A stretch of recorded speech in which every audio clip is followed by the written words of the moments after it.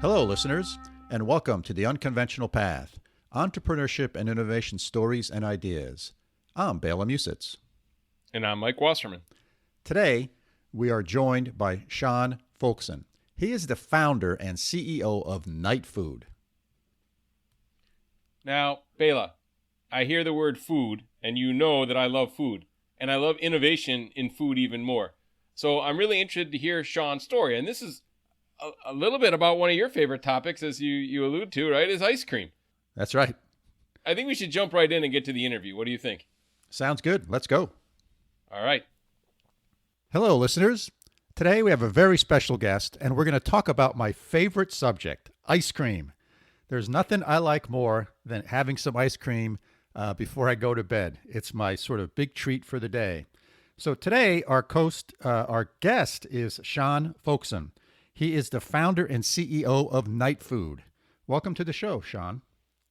Thanks so much. Happy to be here. So, Sean, if you're at a social event, let's say a non-work related social event, and you get introduced to somebody, and they say to you, "Oh, very nice to meet you, Sean. What do you do?" How do you answer that question? That's a great question. And I used to deal with it a lot more frequently before COVID, but I think, the answer is I typically would ask people, hey, do you know anybody that ever snacks at night? And, typically, about 85% of people are going to say yes because it's them. And then the other 15% of the people are going to say yes because they know somebody, because 85% of people do. And then I start to explain to them what we do. And really the answer is that, at night, that's when people tend to make their least healthy choices. The stuff that we've maybe spent a whole day trying to avoid is what comes out. You ruin a whole day of healthy eating in 6 or 7 minutes. And so what we do at Nightfood is we deliver snacks that are specially formulated for nighttime consumption so that you can have that nighttime snack, indulge, satisfy those cravings, but do it in a way that doesn't wreck your diet or kill your sleep. And in fact, our products are formulated with ingredients to support better sleep quality. Oh, that's excellent. So tell me a little bit more about the products you have and how long you've been around. Sure. So our main product, our first product, I should say, that's gotten mainstream approval and traction in the marketplace is Nightfood ice cream. And we manufacture that in 9 different flavors. Most of the very traditional ones, we've got midnight chocolate and full moon vanilla and after dinner mint chip. We've also got a couple of really interesting, unique flavors. One of them is bed and breakfast, which is a maple ice cream with waffle chunks in it. And probably our most unique flavor is called Pickles for Two. And it is pickle flavored ice cream. We are the official ice cream of the American Pregnancy Association. And so we launched the Pickles for Two flavor to bring together the 2 most iconic pregnancy cravings. And that flavor, along with several of our other flavors, is going to be rolling into Walmart very soon. So it's a very exciting time for us. But we're more than just an ice cream company. We are a snack and a nutrition company. So ultimately, when the time is appropriate, any snack that people tend to reach for at night, the cookies, the chips, the candy, cereal, any of these things can be formulated to be more appropriate for nighttime snacking. And that's ultimately what we intend to do. With almost 90% of people do snack regularly at night, and they combine to spend about $1 billion a week just in the United States on snacks between dinner and bed. And obviously also most people would prefer to feel a little bit more refreshed when they wake up, feel like they slept a little bit better. So we exist where nutrition and sleep intersect, and a lot of the big food and beverage companies around the world are starting to realize that not only is that intersection very large, but it's a very critical point where 2 critical life functions come together. Yeah. So what's sort of the difference between, the run-of-the-mill ice cream that I'm snacking on now at 9 o'clock at night versus Nightfood ice cream? Yeah. So we attack it really from 2 main directions. One is, there are things in most ice creams that you should be trying to avoid if you're going to be snacking at night. So a typical full-fat, full-sugar ice cream like a Ben & Jerry's or a Haagen-Dazs is going to have a lot more sugar, like 3 times the sugar, 3 to 4 times the calories, 10 times the fat, not as much protein. So what we did is, we wanted to come out with an ice cream that was healthier from a macro standpoint, macronutrient, and that means in the case of nighttime specific, less sugar, less fat, fewer calories. And then we made sure we had more protein, more prebiotic fiber. So those things are all helpful. And then from there, we also added ingredients that are sleep-friendly minerals, sleep-friendly vitamins. So for example, vitamin B6, magnesium, zinc, calcium. So we have more of those than a typical ice cream. So some of it is addition by subtraction, and some of it is addition by addition. And we viewed everything through the lens of sleep. So a perfect example is our coffee flavor, which I don't know how I failed to mention earlier. It's not made with, it's made with decaf. It's cold brewed decaf, and it really is made with decaffeinated coffee beans. So that is the way we look at it, is how can we formulate to help people sleep better? And that's the way we make our decisions. Yeah, yeah. Well, that's really interesting. So, where did you get the idea for this? I mean, were you in the shower one day and saying, gee, I couldn't sleep last night because I ate too much Ben and Jerry's and I have to have a better idea? You're pretty close. You're pretty close. So I did start noticing when I was younger that, when I was first started drinking alcohol, I know my mom's probably going to listen to this, but it's true. I have a drink every once in a while. I used to sleep, I could sleep until like noon or 1 p.m. if I drank a lot the night before. And then something started happening in my early 20s where if I drank a lot, I would actually wake up wired. Like I could be drinking until 3 in the morning and I would wake up wired at 6:30 or 7 o'clock and literally not be able to get back to sleep. And I did some research on that. And what I learned is, the way your body metabolizes alcohol, sometimes it creates this rebound effect. So what I realized then is that what you put in your body is going to impact your sleep. And I started to notice that if I ate certain things, I would sleep better. If I ate sushi, for example, I have very vivid dreams. So people can start to pay attention to their own patterns. But I knew, right? Everybody understands alcohol and caffeine, right? If you put those things in your body, it's going to impact your sleep one way or the other. But nobody really ever thinks about sodium or sugar or fat or just calories and what that does. So it took years for me from the time I had that first realization to actually get the idea to commercialize something. And even then, I was an industry outsider, and I did not have the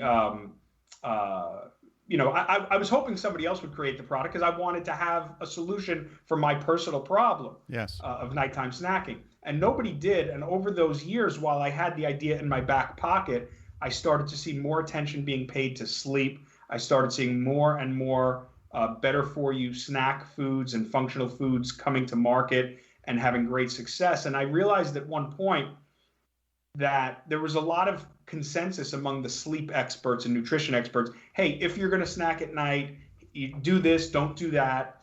And so, but consumers want products. Consumers don't really want the information. And I'm a consumer. And so it occurred to me at some point that the category was inevitable and it was going to exist, this idea of sleep-friendly nutrition. And I was either going to be the guy on the cover of the magazine, or I was just going to be one of their customers, and maybe their best customer, but still just a customer.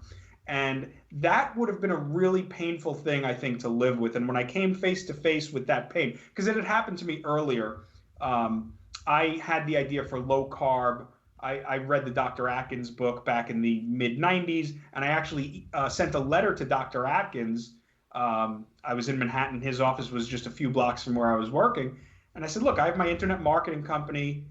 I hear some people talking about this low carb idea. It's really hard when you're on the go. It would be great if we could create together some low carb snacks that people could grab. And, he never wrote back. And I had a couple of meetings with some people in the food industry, and I never followed through with it. Sure enough, by 2002, 2003, low carb was a multi-billion-dollar category. Every spaghetti sauce, every bread, everything had low carb, every salad dressing, right? And so I missed that. I missed that one. And I knew that it was going to happen again with nighttime nutrition and sleep-friendly nutrition if I didn't get up and do it. So I sold my share of my existing company over to my partners, and I basically dedicated my professional life to Nightfood. Wow. Wow. That's great. So how long has Nightfood been around? When did that happen? Well, we created the company back in 2010. And like a lot of other successful companies and some that actually don't make it, we were early to the party. And, we were early to the party. Consumers didn't really know as much. We didn't know as much.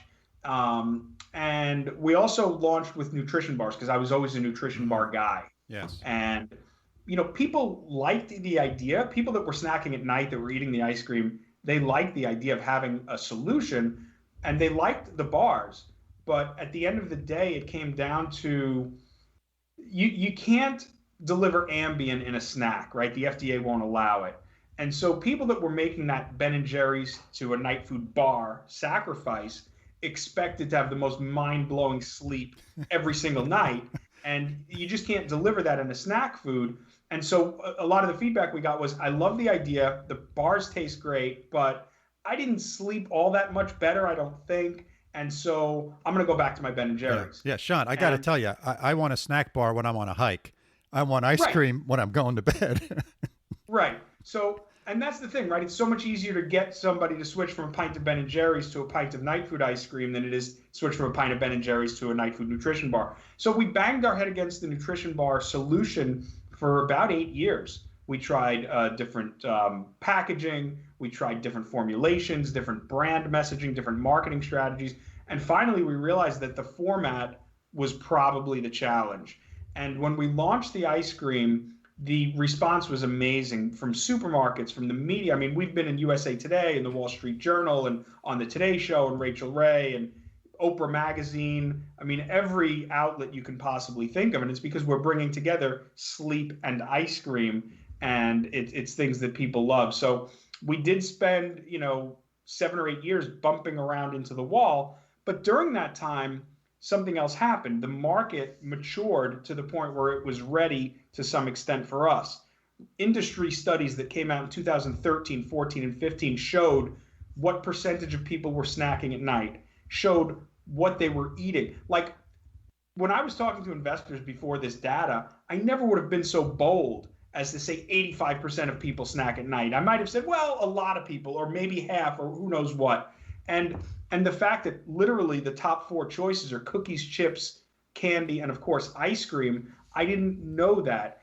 The fact that people spend $1 billion a week, I wouldn't have guessed. So while we were figuring out the bars, the industry data came around, scientific research, more research about the impact of nutrition on sleep. We were able to build a great team. We've got some of the leading experts in sleep and nutrition. And it's just been a great ride. I mean, we took the company public, which was a whole other process that happened in that interim. And it's just been an amazing ride. And a lot of companies probably would have gone out of business if not for, I'm a pit bull. I'm not going to give up. I know this is coming. And now what we're seeing is the largest food and beverage companies in the world are looking at this trend. Pepsi just launched a beverage called Driftwell, which is a sleep supporting drink. And it was just announced in March that Unilever, which is the world's largest ice cream company, launched a year-long study where they're studying the link between our gut biome and what happens in our intestines and how that impacts our sleep quality, and how can we use that information to manufacture and distribute foods that can help people sleep better. So while Unilever and they're doing their research, and Nestle has talked publicly about this problem, while they're doing that, we're rolling into Walmart, we're rolling into Kroger, we're rolling into Albertsons, we're rolling into global hotel chains. We're expecting that this year as well, and eventually everybody's going to come around. And so we just had to hang around long enough, I think, and now we're really on that that inflection point. Yeah, that's great success. That's great success. So how were you funded? I mean, you've been around for 10 years, and you said the first 8 were a slog. So yeah, how did you raise capital? How did that part go? Yeah, so I put in about 200,000 of my own, which is more than my wife had agreed to. But and then we ran out of money, and I went out trying to look and raise capital, and it was a funny thing because everybody loved the category and the story, because anybody who snacks at night can say, oh my God, this is it's an amazing idea. And I'm not even going to try to be humble brag about it, but it really is. Sure. And so even people who would typically only invest in tech, or even people who would typically only invest in companies with 50 million in trailing revenue, they would take meetings and they would talk and they would ask questions, and they were fascinated, but they were not real candidates to invest. And at the end of every cycle, it was, well, I really like it, I think what you're doing is great, but when you do this or when you do that, maybe I can invest. So we were really at the end of the line, and we met with a group. They really loved the story, and they had experience in the public markets. And their solution was, look, if you take this company public, we will capitalize you, because we know that there's a real potential here. And as long as we have the liquidity to recoup our investment, without having to wait 7 years, we're willing to take that risk. And so that was how we capitalized the company for the last several years. And the stock, we've got over 5,000 public shareholders as of last year. Now, my guess is between 7,000, 8,000, maybe even more, because we've been getting so much attention. And we fund through the public markets. And, that is why companies go public, is access to capital. And without it, we would have been out of business a long, long time ago. Yeah, very nice. That's a great story. So, one of the things that I think a lot of entrepreneurs dream about is getting into the large retailers, getting on the shelf. And we've all heard various different horror stories about those journeys. So how did you guys do it? Well, I've got horror stories too, just because we're there. Look, so it's hard to get on the shelf, but the bigger challenge, and I think everybody should hear this, is it's harder to get off the shelf going out the front through the registers than it is going out the back on a truck again. We did get thrown out of our first 2 supermarkets, and other brands, Halo Top has gotten thrown out of stores. I mean, a lot of the successful brands had those experiences. It's very rare that you come out with a product like a Skinny Pop, where it's just home run from day one. So you have to learn what works. You have to learn the messaging to the consumers. The thing that was interesting about us, and a few other brands have this, but most don't, is that we really did bring something totally unique to the space. We weren't competing because we had 1 less gram of sugar, or because we believe we taste better, or it's grandma's secret recipe, right? We're the only ones talking about sleep at all. And so from the retailer perspective, that is a very attractive thing when you're coming in with something new that can give them incrementality and give them something different, because their belief is that there are going to be people that want this ice cream bad enough that maybe they'll make more trips into their store. And when they're there, of course, they're going to buy their meat and their milk and their bread. And most brands really don't ever have that kind of opportunity to tell that story to a retailer. So if anybody out there is trying to create a product or anything they want to bring to market, really, you've got to be differentiated and differentiated. You want to be different in a way that's also better. And if you can do both of those things, then you've got something. If you're just trying to create a delicious ice cream and you say, hey, my ice cream's so delicious, well, look, there's 20 delicious ice creams. Why would anybody even want to try a new ice cream? I mean, they're happy with their Talenti or their Ben & Jerry's or their Haagen-Dazs. So you've got to really give the consumer a reason. And by the same token, you've got to give that retail buyer, that category manager, a reason to believe that their overall assortment of products is stronger and better with your product in there than if it's not in there. Yeah. And we've been able to accomplish that, certainly. That was well said. That was one of the best ways I've heard that said in a long, long time. And I think the other interesting thing about your product is that it's also understandable, right? Right. The concept of night food and helping you sleep, people get it right away. It's not like, well, our product has less X, and now you have to explain what X is and why less X is important. Right. Right. Yeah, and that's the funny thing. So Halo Top really as an ice cream brand and as a snack brand, they really nailed something on their 2.0 version of their packaging, which was their calorie count. And you can do that with calories now, but you know what? If 60 years ago somebody put a calorie count on a pint of ice cream, I think the average consumer would say, "What's a calorie?" Right? And it's the same thing now. So if you try to talk about some ingredient, and we've talked to ingredient manufacturers who've told us, "Oh, you should put this and you should put that in," you know, people don't know. Like, yeah, I mean, you know, you can't try unless you know the consumers have an innate connection, like calorie, understanding that that means weight loss or weight gain. You can't assume, that something you put on the front is going to connect with people. People don't know what an antioxidant is or a free radical. They don't know if they want something with more or less of certain things.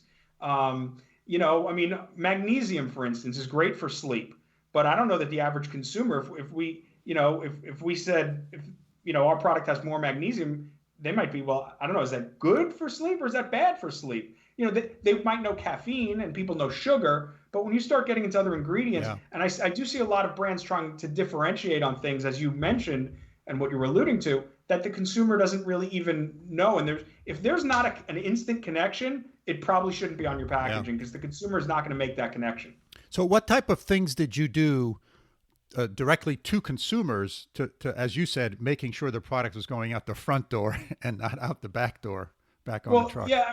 Yeah. I mean, the main thing was, to figure out why it wasn't selling as well as we thought it should. And really, if you look at the old packaging compared to the new packaging that we had, so we were a little gun shy, when we had the nutrition bars, and I mentioned people, it wasn't uncommon for people to say, well, I loved the bar and I like the idea, but I didn't know if I slept any better, so I'm going back to my ice cream. And I'm disappointed, right? Because people didn't want to make that sacrifice. And so when we launched the ice cream, we launched with a very soft sell on the package because we didn't want people to expect too much. We didn't want to disappoint people.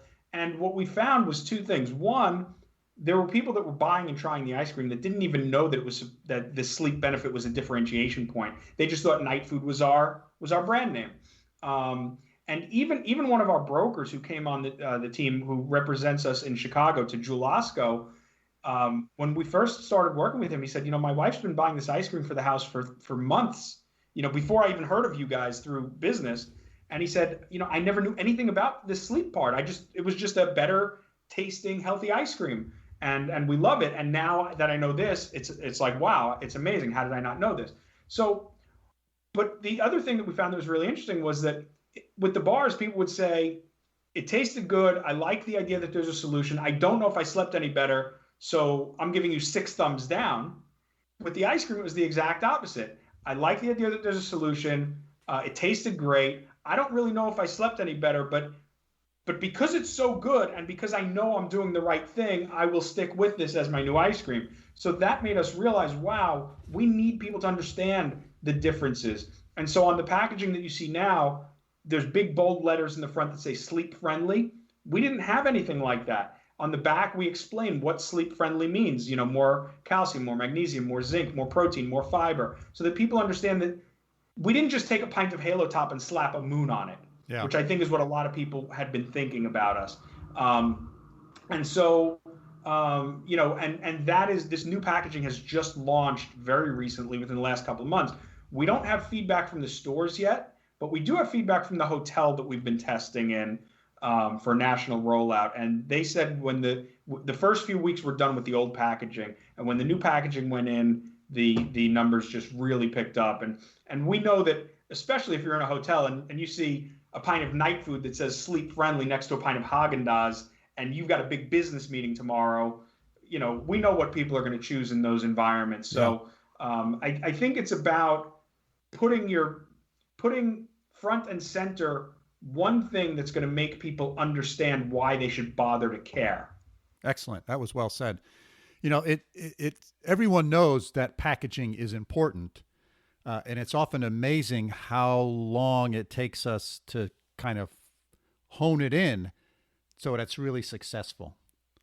There's a lot of subtleties, and even though you can hire all sorts of experts who can help you sort through packaging and use these colors and this font and this shape and all those things, it's still some part of it's mystical in its success.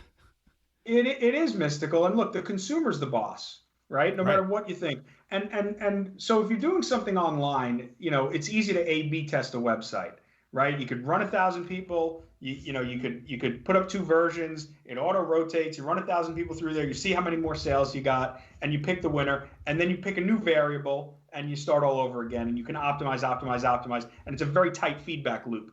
When you're in consumer goods, and that product is on the shelf, first of all, there's no way to do it efficiently.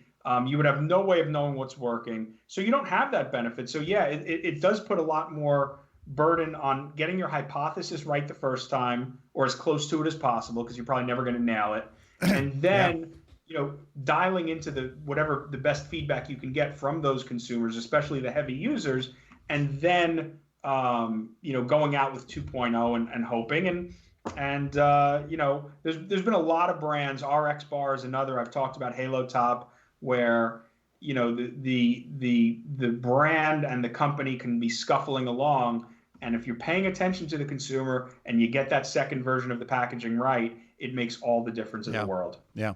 Now, if you were meeting or giving a talk to a group of young entrepreneurs who are thinking about getting into either the food industry or consumer products, what you have like 3 bits of advice that you'd give them? I think, I always like to have an unfair advantage in things that I do. So I remember walking the floor of different, Expo East or Expo West, where all the people are, and there's people today launching a new salsa in their basement somewhere. I personally don't get that. So I guess the first piece of advice would be, identify what you think is going to be different in the future, and then bring yourself back to present day and take advantage of that trend. Try to impact that trend. Try to ride that wave. Ride what's called in the industry now, a buzzword is tailwind. Okay, don't try to swim upstream. Because it's just too hard, and you will get exhausted and you will run out of gas if you do. So I think that's probably the main thing. Other than that is, if you have a vision of a compelling future that you really believe in, make that your touchstone. At any point, if you ever feel like it's just too hard, or you want to give up, or you just don't know if it's going to work, that certainty of the future can bring you back to the present and allow you to power through whatever you're feeling. Because once I realized that this category was inevitable, there was nothing that could stop me from plowing forward, because it feels like destiny, and that's pretty powerful. Yeah. I guess a third thing is, just surround yourself with great people. Don't try to do everything yourself. It's not going to work. You're going to have your weaknesses. Fill those in, and find some mentors and some advisors and experts in the field. And your job at that point is to make the tough decisions, gather the information that you can. I guess whether you're, a CEO or chairman of the board of something, or a politician, president or whatever, not to get into politics, but you've got to listen to your experts, and then you've got to make the big tough decisions, and be comfortable with that. And you can do that by surrounding yourself with the best people that you possibly can. Yeah. Yeah. So I think one of the challenges for a smaller company, particularly in this sector, right? There's giants in it. There's Unilever, like you said. Just people that are huge, multinationals. And as a category starts gaining steam, right? How do you keep yourself from being crushed? Well, we get that question a lot, and I think that the reality of it is, in the consumer packaged goods space, food and beverage in particular, acquisitions are the preferred way typically for the big guys to enter a category. And I can give 25 examples, but the one that I always fall back to is Hormel. So there's a company called Justin's Nut Butter, which a lot of people are probably familiar with. And several years ago, Hormel acquired Justin's for I think a few $100 million, 320 or something like that $1 million. And Justin's was a great business. It was growing. I think they were trending towards $100 million in top line sales and all that stuff, and all that's great. What makes it really interesting is that about 2 years earlier, Hormel had acquired another brand that you probably know called Skippy Peanut Butter. Okay, so here is the owner of Skippy, and they paid $700 million for Skippy. Okay, here's the owner of Skippy Peanut Butter acquiring Justin's for 3.5 times top line revenue, rather than just launch, Skippy Natural or Skippy Organic, right? Because brands can't extend, they're not elastic forever, and there's a breaking point. And I do remember seeing Skippy Organic and natural versions of Skippy on the shelf years and years ago, and it probably didn't work because the Skippy consumer doesn't care about that. And we've seen, Chobani really come in and take over the yogurt from Dannon, where Dannon was caught flat-footed. And I think what the big companies have seen is that when a new entrant comes in and pioneers a space, truly pioneers a space, you can't run them off the road. You are either going to acquire them, or you're going to be battling for second with everybody else that doesn't acquire them. And the one company that makes the acquisition is going to be the one that dominates that space. And in what we're doing, because nighttime is really the last great frontier of snacking, in my opinion, 44% of all snacking happens between dinner and bed. And these guys are fighting it out for decimal points in market share, because the overall snacking category is 100 billion plus. And we have the ability to put that whole nighttime snack category on a silver platter and capture it the same way that NyQuil came along 50 years ago and took over nighttime cold medicine. Nobody paid attention to nighttime. They were just making Contac and Dristan. NyQuil came along within a few years. They were number one. They haven't relinquished that. Yeah. And I think we present the same opportunity. And so here's the thing. If somebody were to come along and try to crush us, multinational X, well, all the other multinationals are going to sit around and say, oh my God, these guys are getting into the space. We're flat-footed. What are we going to do? So they would have to come to us. So it's probably not a situation where we're going to be orphaned. Somebody's going to come calling, and hopefully, we'll feel comfortable with what comes our way at that time. Yeah, that was well said. And I think what you said is true in every sector, right? If you're the pioneer in that sector and you've established your brand, either the number one guy's going to buy you or the number two guy's going to buy you, right? Yeah. And that's a perfect, from an investor perspective, I put my venture capitalist hat back on. That's a perfect scenario that investors like. Because it usually ends up in a good place. And particularly in sort of food and beverage, that's a well-worn path. A lot of people have done that. There's been lots of acquisitions, like you said, oftentimes at nice premiums that is everyone's happy. Yeah, when you're growing fast in this space and you can show that you've kind of earned the spot in the mind of the consumer, there is definitely a premium to be paid. And, that's the other reason why we're so excited about the hotel piece.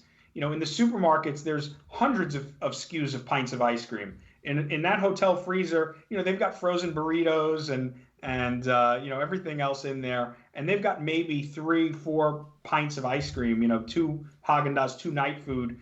And nobody's going to be able to muscle you out of there and bury you the way they can in the supermarkets, where there's big slotting fees, right, big promotional expenses. The hotel wants to sell what's going to sell and make their guests happy. So, that's another piece that's going to strengthen us very much from a strategic standpoint, I think. But even without that, when you have the positioning and you have a brand and consumers know that you're the creator of the category, why are they going to go when some big global conglomerate launches some quote unquote generic knockoff?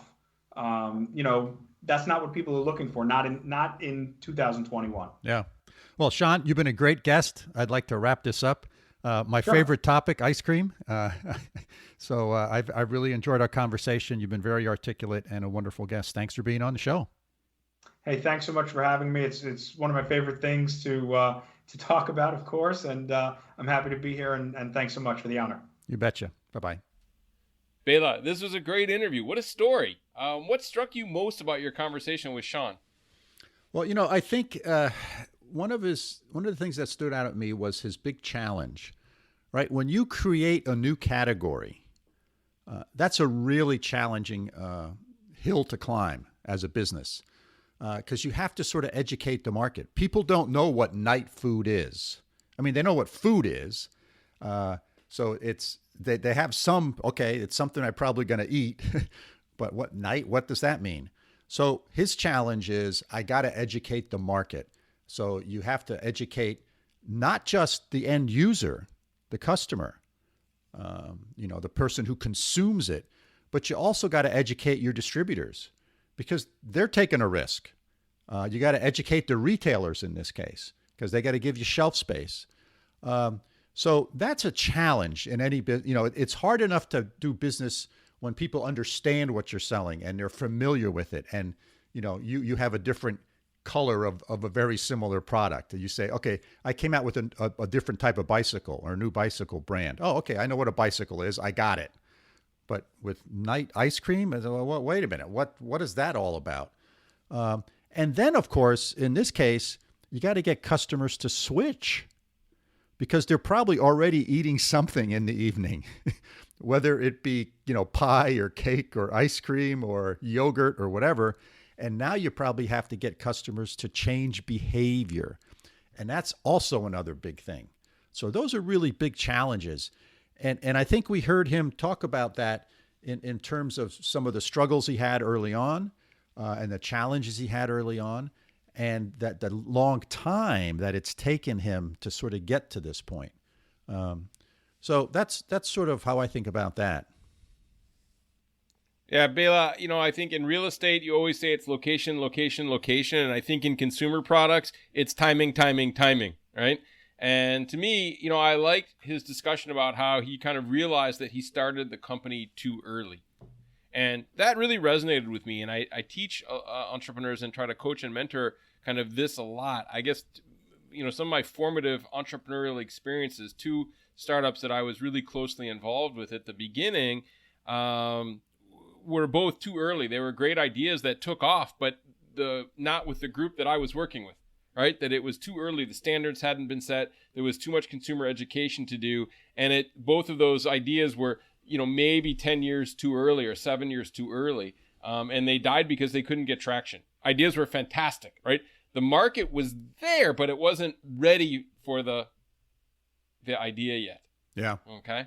And so I do think there's a big timing issue, and you can also be too late, right? You can be too late. So I think this idea of timing is really important. Great idea, wrong time. And timing, I think, is everything. And I thought Sean's story about how he kind of figured that out was fantastic, and it was kind of a neat lesson for people to think about, that, kind of you have to test the winds and sniff the air and feel the ground, and kind of make some hard decisions sometimes about timing. And there's no right or wrong answer. It's really just listening to the market signals, talking to customers, looking to see what's out there in the competitive environment, understanding the economy, right? All these things kind of come into play to making the decision about how fast or how slow to go, to try to align the product that you have with when the market is ready for it. Yeah. Mike, you're absolutely right. Timing is really important. It's very critical.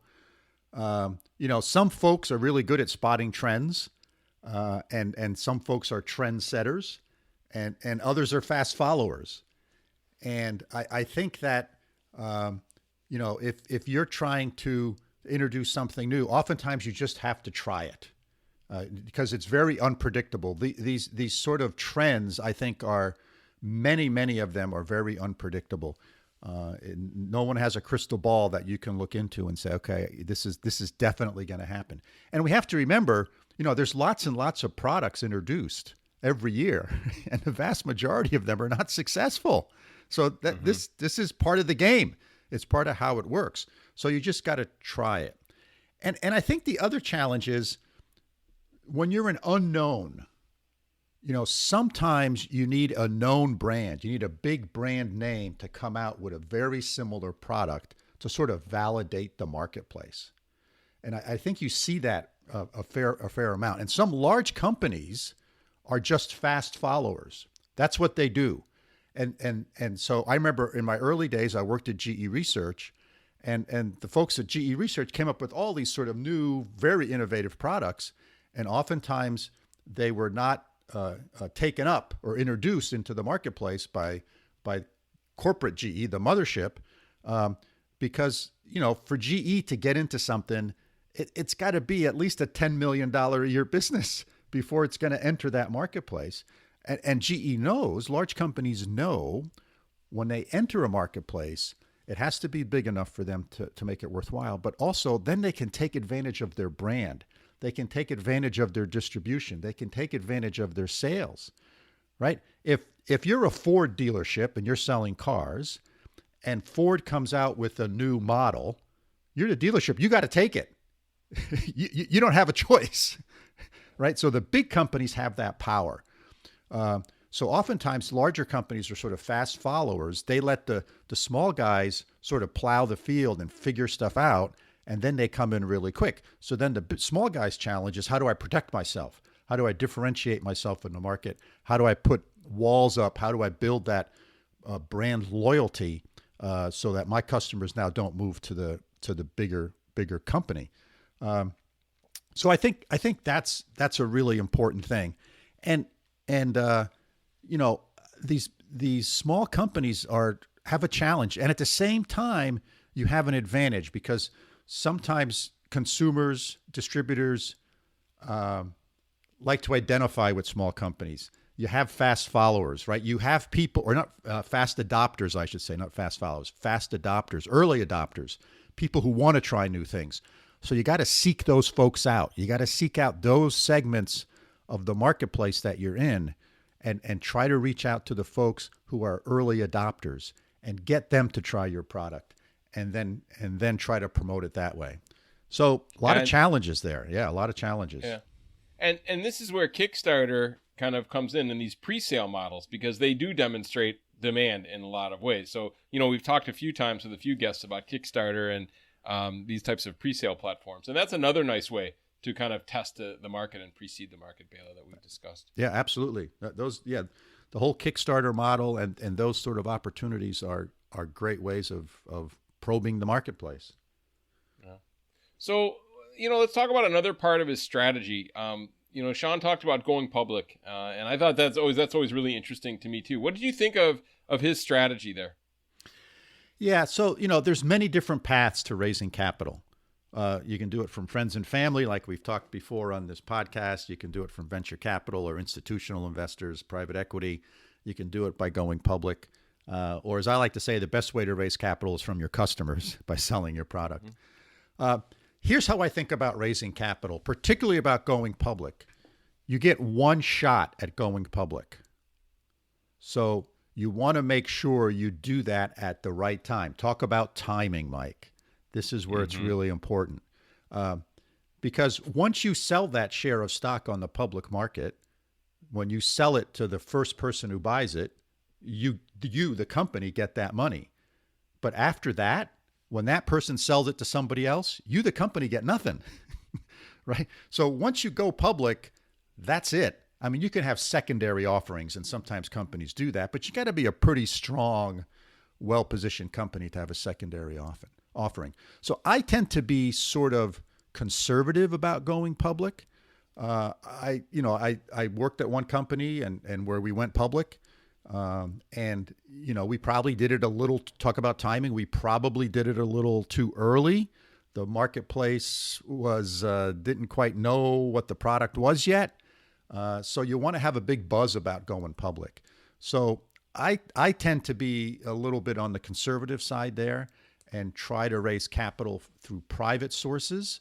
And then when you have momentum, and when you have 4 or 5 years of solid sales growth that you can point to, and maybe people start knowing your brand, then I think that's the right time to go public. But hey, many different paths to raising capital. He raised capital this way. It's working for him. So, so be it. That's wonderful. Yeah, I think it's just knowing the trade-offs, knowing who your kind of the founding owners are, if you're a group of people, right? That how you expect. You've talked about this a lot before, Bela, too, earlier. I guess it's been a while, but we've talked about it in a couple of maybe the first year of the podcast too, about knowing what your partners want in terms of potential exit strategies and being able to map out kind of, okay, if somebody needs to make an exit, how are we going to do this? And once, you raise public capital, in some ways it becomes easier because now there's a fluid market for the stock, right? Right. There's liquidity. But it creates all these other, you're liquid, but it creates all these other reporting and challenges and board of directors challenges and things like this. So it really is, I think, about the trade-offs and looking at each option with, again, like we said a bunch of times, with a good accountant and a good lawyer, right, to help you understand what the trade-offs of each of these paths are and see what fits, what your needs are and what your interests are. Yeah, agreed, Mike. Agreed. Well said. So the last thing that really struck me, Bela, is that, he talked about having two customers, kind of the end customer. And this gets back to a little bit that you were saying about kind of having to get into the distribution channels and having to win over the end customers. But, because of issues like shelf space and things like this, that you really have two customers. The product category manager at the supermarket that you're selling your product in, or the big box store, or wherever you're going retail wise, or Amazon if you're going to sell through them, right? You have to kind of sell them, and then you also have to sell the end customer. Okay, and a lot of people, I think, say, "Oh, I want to be B2C," or "Oh, we need to be B2B." And I really think that at least in the consumer product space, and in a lot more than this, that it's really best if companies think of themselves, or startups think of themselves, and entrepreneurs as both, right? I've got a B2B kind of focus that I need to have to get me into the retailers, right, and into the channels, and I have a B2C focus because I don't want to rely only on my retailer to kind of be reaching customers and encouraging them to buy. So it really is that you kind of need to do both. I mean, technically, Nightfood really is B2B. Their primary customers, right? They get money from grocery stores, not from individual people.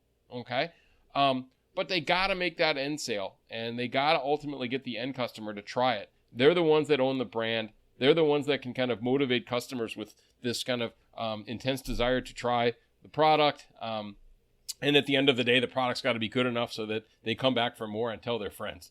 Right? So, I mean, that's kind of my thought, is I think the B2B and B2C distinction sometimes is artificial, that entrepreneurs in these types of consumer products markets need to think of themselves as both B2B and B2C. Am I off on that, or what's your sense, Bela?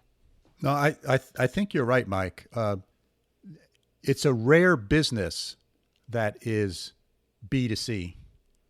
Maybe if you're selling things out of your garage, directly to consumers, that you're a B2C, or you're selling only online.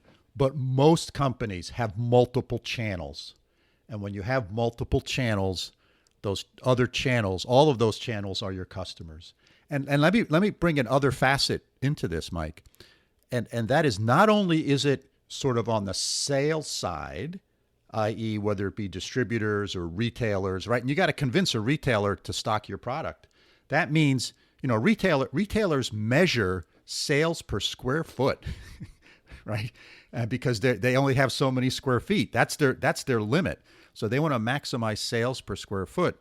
And as Sean alluded to, you want to make sure your product's going out the front door in consumers' bags and not coming back to you via the back door, because that will happen if stuff doesn't sell through. So, but another aspect I want to bring up, where a lot of people don't think about this set of customers that every company has, it's your suppliers.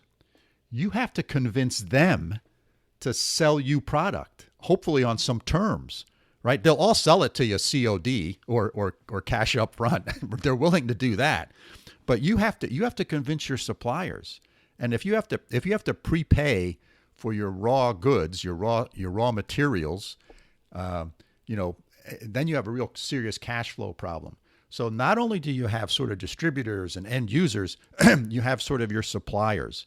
You have to convince them too to sort of, I'll use the word, invest in your business, give you terms, and sort of, work that relationship. So there's a lot of aspects to this that I think you're absolutely right. The whole label of B2B or B2C is sort of very misleading. And I think it sort of popped up during the internet craze, and companies could now go directly to the consumer, which is fundamentally sort of a newer type concept. But you have multiple customers for sure. Yeah, agreed. And, even going back to your point about suppliers, which is a great point, Bela, and it's maybe to sell you in small lots, or maybe it's you to slightly change the materials or the process that they're using to meet something that you need. And yeah, if you really do need to treat those suppliers essentially like customers, it's really a great point.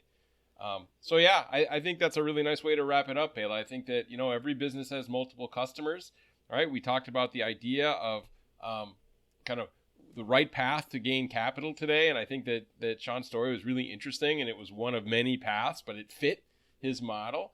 And we talked about this idea of timing, right? Of great idea, wrong time, and how important it was for him. He started at the wrong time, but he was persistent, and it kind of evolved the idea, but he did create a new category, and he had to kind of get the end consumers and the distributors and retailers kind of aligned and convinced customers to switch, right? We always say it's really hard to change customer behavior, and he's been able to do that in a nice niche that it sounds like he's growing at a reasonable clip, and it's aligned with a lot of the trends right now. So it'll be interesting to see how far this company goes and what happens to Sean, huh?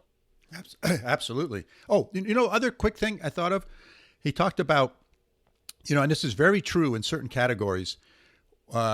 Because I asked him the question about how do you protect yourself as you start getting bigger? How do you keep yourself from getting crushed by, the big Nestle's of the world? And he brought up a good point, and it's very true. Oftentimes, if you're the leader in a category, even if you're a new company, if you're the upstart and you're coming up, and then now the big companies say, hey, we want to follow quickly, one of them will often buy you. If the number one person doesn't buy you, and let's say the number one person comes out with their own brand of Nightfood ice cream, then chances are the number two or number three person's going to buy you. So that's a great exit strategy for these types of businesses. If you can get yourself to sort of be the market creator or the category creator, then chances are you have a really good chance of being purchased by someone and having a nice exit for you and your investors. So I just want to bring that last point up, Mike, before we sign off. Great. I'm always happy to give you the last word, Bela. So on that, let's wrap it up. Listeners, thanks for joining us today. And we hope you found, as always, this episode at least mildly interesting and at least somewhat thought-provoking, because we sure found it both. If you have questions about what we discussed today, if you've got ideas for future podcast guests, or you have some opinions to share of your own, don't feel at all embarrassed to get in touch with us. We like to hear from listeners. Our email is bela.and.mike@gmail.com. Hey, and if you like the podcast, hit that follow button on your favorite podcasting application. And if even better yet, if you really like us, give us a review. Reviews help other people sort of find us, because the more reviews, more positive reviews a podcast has, the sort of higher up it bubbles in the rankings, and it's easier for people to find the podcast. So thanks for doing that. And so until next time, signing off from upstate New York. See you soon, Mike. Thanks, Bela, and from over here in Münster, Germany, auf Wiedersehen.